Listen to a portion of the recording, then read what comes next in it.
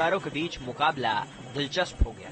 अगर छतरपुर जिले की बड़ा मलहरा विधानसभा के सियासी समीकरण की बात करें तो बड़ा मलहरा विधानसभा सीट पर 1977 के बाद से अब तक 11 चुनाव हुए हैं, जिसमें बीजेपी को 7 बार विजयश्री मिली है, जबकि कांग्रेस को सिर्फ 2 ही बार जीत हासिल कर संतोष करना पड़ा है। बड़ा मलहरा सीट का जातिगत समीकरण भी खास है। यहाँ बीजेपी और कांग्रेस दोनों ही यादव और लोधियों को साधने में जुटी हुई हैं। वहीं दूसरी तरफ इतनी ही आबादी का वोट बैंक आहिरवार समाज का भी है। यही वजह है कि दोनों पार्टियों के साथ अन्य दल भी वोटर्स को अपने पाले में लाने की कोशिश कर रहे हैं। वहीं बड़ा मलहरा सीट पर उमा भारती की साख दांव पर है, जिसने ऐसे 2 साध्वियों की जंग भी बना दिया है।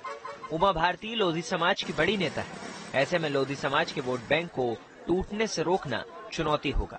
वहीं दूसरी तरफ साध्वी रामसिया भारती है, जिन्होंने बचपन से ही दीक्षा ले ली थी।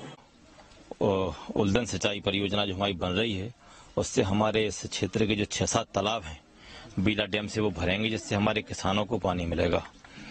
और हमारे यहाँ राजा कीरत सिंह जी देव की बड़ी मूर्ति घोरा में स्थापित होगी, उनके किले का रेनोवेशन होगा। और यहाँ पर जो बंदर डायमंड प्रोजेक्ट है, उसमें युवाओं जो हमारे बेरोजगार घूम रहे हैं, जो 60,000 करोड़ में अभी नीलाम हुआ है, उसमें माननीय मुख्यमंत्री जी ने कहा है कि हम युवाओं को वहाँ पर 70% रोजगार देंगे, जिससे हमारे युवा बेरोजगार जो हैं उसमें समाहित हो जाएंगे, बेरोजगारी की भी वो समस्या कम होगी। सबसे बड़ा मुद्दा हमारा विकास ही है। हम पूरी ताकत से, चाहे स्वास्थ्य के क्षेत्र में हो, चाहे शिक्षा के क्षेत्र में हो, चाहे किसानी के क्षेत्र में पानी के लिए काम करने की बात हो, चाहे युवाओं को रोजगार देने की बात हो, इन तमाम सब चीजों के बीच में हम काम कर रहे हैं। लोगों को जानकारी है और पूरी ताकत के साथ काम हो रहे हैं और आने वाले समय में भी बहुत तेज गति से विकास के काम होंगे। हमारे जनता हम लोगों को इसलिए चुनेगी क्योंकि हमारी सरकार ने 15 महीने के कार्यकाल में भी बहुत सारे काम किए हैं। उन्होंने गौशालाएं खुलवाई हैं, किसान का कर्जा माफ किया है और बहुत सारे काम किए हैं, युवाओं के लिए भी काम कर रहे हैं। आज चुनाव में हमारे मुद्दे हैं कि यहाँ पर जो बेरोजगार है, बेरोजगारी की समस्या है, तो ये हमारा मुद्दा है। यहाँ शिक्षा की भी असुविधाएं हैं, ये हमारा मुद्दा है। और यहाँ स्वास्थ्य की भी बहुत ज्यादा कमी है, तो ये भी हमारे मुद्दे हैं। और पेयजल की समस्या यहाँ पर है, तो ये हमारे मुद्दे रहेंगे और हम लोग काम कर रहे हैं। बड़ा मलहरा के बमोरी की, जहाँ पर हम लोगों से जानेंगे कि आखिर यहाँ पर क्या कुछ चल रहा है, जनता क्या कुछ सोच रही है, क्योंकि काफी कम वक्त रह गया है। तमाम तरह के लोग हमारे साथ जुड़े हुए हैं, उनसे बातचीत करते हैं, क्या कुछ सोचते हैं। सबसे पहले आपसे शुरू करते हैं। आप बताइए, ये चुनाव जो हो रहा है, इसको लेकर आप क्या कहेंगे, क्योंकि 5 साल के लिए किसी को भी आप चुनते हैं। तो हम लोगों ने अभी कांग्रेस की सरकार को बनाया था और इनने जो कुपंथ पग धरा है, इसमें जो कुपंथ पग धरे खगेशा और रहे न तेज बुद्धि लवलेशा, इसलिए इनकी बुद्धि हनन हो चुकी है, इनके अंदर कोई तेज नहीं रहा है। इसलिए हम लोग अपनी कांग्रेस बरकरार करना चाहते हैं। प्रद्युमन सिंह लोधी को आपने जिताया था, अब आप लोग एक बार फिर से कांग्रेस को जिताएं। भी कांग्रेस को देंगे, इससे देंगे कि विधायक अपने घर भर रहा है, जनता हो बेच रहा है, तो मैं तो वोट फिर के यही में दूंगा, पंजई में दूंगा, रामसिया भारती हूँ, जिताएंगे। हम कांग्रेस पार्टी को वोट देना चाहते हैं, क्योंकि जी हम लोगों के लिए गद्दारी दिखा के चले गए, तो उनको सबक सिखाना चाहते हैं। ये तमाम विधायक ये बात कह रहे हैं, हम हर जगह जाते हैं, कहते हैं कि वो कमलनाथ हमारी सुन नहीं रहे थे, हम अपने क्षेत्र का विकास कराना चाहते थे, एक भी योजना नहीं लाने दी, इसलिए हमने कांग्रेस पार्टी छोड़ दिया बीजेपी में। हाँ सर, क्या है, बीजेपी सरकार रही ना, तो चाहे सोसाइटी लेके चलो, चाहे बैंक, कोई भी काम है, तो केवल रिश्वतखोरी चल रही है। हमारे इस सोसाइटी में जैसे देवपुर से है वो पंडित, क्या नाम है, अरविंद व्यास, और सीताराम पंडित घोघरा से, तो ये हम लोगों का उड़द खा गए, पैसा नहीं मिला अभी तक। बीमा अब उड़दा भी खा गए, वो बीमा भी नहीं मिला। खाओखोरी ज्यादा हो रही है यहाँ पे। उनका कहना है मतलब विकास नहीं हुआ, विकास का तो उनको नाम है, अपना अपना उनका स्वार्थ, ये सब स्वार्थ है। उनका स्वार्थ ऐसा है कि वो उनका बहाना बना दिया कि कमलनाथ हमारा मतलब साथ नहीं दे रहे, हम लोगों को विकास का काम नहीं मिल रहा, लेकिन ये कुछ नहीं है, उनका स्वार्थ है, बिक गए, उनको अपना स्वार्थ चाहिए, मंत्री पद चाहिए, खुद का स्वार्थ का, जनता का नहीं दिख रहे। वो जनता से उनको कोई मतलब नहीं है, वो अपना स्वार्थ दिख रहे हैं और जनता से। लेकिन हम लोग दिखाना चाहते हैं उनको कि आप कुछ भी करो, पार्टी करो, चाहे बिकाऊ करो, चाहे, लेकिन हम लोग भी समझदार हो गए। आज की जनता ज्यादा सब समझदार है। अब ज्योतिरादित्य सिंधिया सबसे बड़े स्टार प्रचारक कांग्रेस के हुआ करते थे, अब वो बीजेपी की ओर से ताबड़तोड़ रैलियां कर रहे हैं। वो तो खुद चाहते हैं, वो मतलब खुद का स्वार्थ चाहते हैं, अपना कुछ नहीं चाहते हैं। जनता का मुख्यमंत्री शिवराज सिंह चौहान कहते हैं कि कमलनाथ ने वल्लभ भवन को यानी मंत्रालय को दलालों का अड्डा बना दिया था, इस तरह से भ्रष्टाचार हो रहा था। ये बिल्कुल नाजायज बोल रहे हैं। जैसे कि अभी 23 तारीख को यहाँ बमौरी में अजय सिंह राहुल भैया की सभा हुई थी, उसी में राहुल भैया विधायक दमोह ने कांग्रेस की उपलब्धियों को गिनाया था। उन्होंने ही कहा था कि कांग्रेस विकास कर रही थी, लेकिन इस भाजपा के लोगों ने विकास करने में अड़चन डाल करके सिंधिया जैसे लोगों को अपने साथ खरीद करके 23 विधायक जो चले गए थे, इससे कमलनाथ की सरकार गिर गई थी। लेकिन आज वो स्वयं चले गए, तो इसका स्पष्ट 23 तारीख को कुछ कहें, वो आज स्वयं कांग्रेस में भाजपा में चले जाएं। इससे आप ही समझ लीजिए कि इनका क्या है कि कल जो यहाँ बमौरी की सभा में दिया वो क्या झूठ बोल गए थे। एक और बात है कि इस कोरोना काल में जब बार बार सरकार ये कह रही है कि आप लोगों को अपने घर में रहना चाहिए, मास्क लगाना चाहिए, इस कोरोना काल में आप पर ऐसा नहीं लगता थोपे गए चुनाव? बिल्कुल थोपे गए, ये भाजपा की ही देन है। अगर भाजपा इस तरह खरीद फरोख्त न करती तो आज ये उपचुनाव नहीं होते। इसका लोगों में आक्रोश है, तो इस आक्रोश का मतदान के 3 तारीख को वोट डाल करके अपनी भड़ास पूरी तरह से निकालेंगे।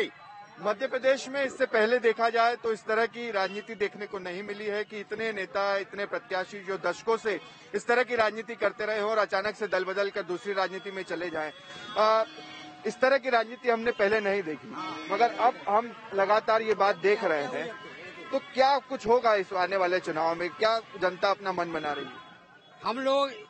हमारे लोगों गरीब आदमियों पर शिवराज सिंह चौहान एक कर्ज बना करके थाप रहे हैं, और इसमें अगर उनकी सरकार बनती है भाजपा की तो हम ही लोगों पर ये बोझ डाला जाएगा। और इन जो 35 करोड़ के 36 करोड़ के जो हम लोग सुनते हैं किससे में भाजपा के नेता ने जो वोट खरीदी है वो जनता पे इफेक्ट पड़ना है। इसलिए जितना भी खतरा खोदेंगे जे हम लोग उसको पाटेंगे और कांग्रेस को मजबूत करेंगे। तमाम तरह की प्रतिक्रियाएं भी हमें देखने को मिल रही है, लोग क्या कुछ सोचते हैं। ज्यादातर मुद्दा यही है कि एक दल से दूसरे दल में गए। उमा भारती यहाँ का एक बड़ा चेहरा है। बड़ा मलेरा से खुद उमा भारती विधायक रह चुकी हैं, विधायक रहते हुए मुख्यमंत्री बन चुकी है, प्रचार प्रसार भी कर रही हैं। आज इसका तो फायदा होगा कम से कम बड़ा मलेरा में? कोई फायदा नहीं साहब, किसी फायदा नहीं भाई, न उन्हें कोई फायदा दिया, उन्हें कोई फायदा इस क्षेत्र में भैया। हम लोगों ने मुख्यमंत्री चुन के बैठा रहो तो, लेकिन वो मुख्यमंत्री पद चला ही नहीं पाई, बाहर हो गई। इससे हम लोगों को सब नुकसान हुआ क्षेत्र वालों को, वो जो बाहर के हाथ मार ले जाते। कमलनाथ की अगर बात की जाए, क्योंकि कांग्रेस की ओर से एकलौते वही हैं जो प्रचार प्रसार कर रहे हैं, दिग्विजय सिंह भी ज्यादा प्रचार प्रसार नहीं कर रहे हैं। बीजेपी की ओर से आप देखिए ज्योतिरादित्य सिंधिया, शिवराज सिंह चौहान, नरेंद्र सिंह तोमर, उमा भारती, पूरा खारा हम लोगों को निचोक है। जो पैसा है एक बात करें तो एक बात के 500 रुपया लेते हैं, इतना हानि है हम लोगों।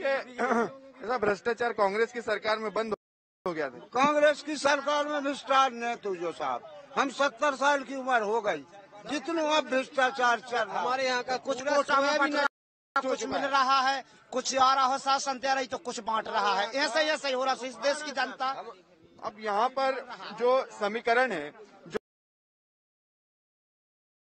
जो गुणा भाग है, उसको लेकर भी हम आपसे बातचीत करते हैं, क्योंकि कल एक और विधायक का, कांग्रेस के विधायक का इस्तीफा हो गया है। यानी अब 28 सीटें कांग्रेस जीतती भी है तो भी बहुमत 115 पर आएगा और बहुमत नहीं होगा। तोड़ दो 110 कांग्रेस को, तो वे अपने बना रहे, जिताएंगे, एक और तोड़ देंगे तो। हेलो जी बताइए। हमारे यहाँ से तो कांग्रेस जीतेगी, और कांग्रेस के हमारे यहाँ जितना हमें सहयोग। समस्या यहाँ पर ये हो रही है कि 28 सीटें अगर कांग्रेस जीत भी लेती है तो भी सरकार नहीं बना पाएगी स्पष्ट बहुमत। हमें सरकार बने हैं, एक दफे नहीं 1000 दफे सरकार भी बनेंगी अपनी, जो वादा एक और बातें चलती है हम जब भी कहीं पर जाते हैं कि आप कुछ भी कर लीजिए, किसे भी जिता दीजिए, सरकार तो बीजेपी ही बनाएगी। नहीं, बीजेपी की सरकार कैसे बनेगी? बीजेपी की सरकार और विधायक आ जाएंगे उनके समक्ष, हम जिता उठेंगे ना, फिर जिता उठेंगे। अभी तो ऐसा सुन रहे हैं कि 2-3 और ऐसे विधायक हैं कांग्रेस के जो बीजेपी में जा सकते हैं। हाँ ठीक है, 2-3 नहीं 10-25 चले जावे तो हम 30 बने हैं, जनता 30 बने हैं। 10 जैसा 5 चले भी जाए और तो फिर 5 और बने हैं। सर जनता हो बना हमने, अब तो समझदार हो गई जनता। सिंधिया जी ने जो बात कही है वो सही बात है, उनकी बात नहीं हो जाती थी, जैसे लगे हुए हैं 2007 से लगभग लगे हुए हैं, आंदोलन भी कर रहे हैं, तब भी उनकी बात नहीं सुनी गई है, इसलिए उन्होंने इस्तीफा दिया है कि जब उनका अगर कांग्रेस पार्टी में जैसे अगर नहीं हो रहा है, इतने बड़े नेता अगर कोई उसकी बात नहीं सुनी जाएगी तो ऑब्वियस सी बात है कि ऐसा होगा, उनके अगर नेता जाएंगे। अब बीजेपी का क्या है कि जैसे अभी बीजेपी का चल रहा है अभी जो मुद्दा है, तो हाँ बीजेपी सरकार अच्छी है, ठीक है, चल रही है, बाकी ये है कि हमारे यहाँ पे कांग्रेस ही आएगी लगभग, ये तय है। लोग यहाँ पर ज्यादातर खुश नहीं, कांग्रेस से आगे भाई। नहीं, क्या है कि हमारे इन पर कोई काम हो नहीं रहा है, तो फिर जनता नहीं चाह रही है। ठीक है, तो ये अलग अलग प्रतिक्रियाएं तमाम लोगों से हमने बातचीत की है और ज्यादातर लोग यही बात कर रहे हैं कि ये चुनाव जो है उन पर थोपा गया है। कई लोग ऐसे भी मिले जिन्होंने कहा कि सरकार अच्छी है, ज्योतिरादित्य सिंधिया, इसके अलावा उनके पास और कोई चारा नहीं था कदम उठाने के अलावा। अगर अब देखना बेहद दिलचस्प होगा कि जब 3 नवंबर को मतदान होगा, सबसे पहले तो कितने लोग मतदान करने निकलते हैं और उसके बाद जब 10 नवंबर को नतीजे आते हैं तो किसकी ज्यादा सीटें आती है और सबसे महत्वपूर्ण बात किसकी सरकार बनती है। वीडियो जर्नलिस्ट अनवर के साथ शुभम गुप्ता, न्यूज़ 8 बड़ा मलहरा।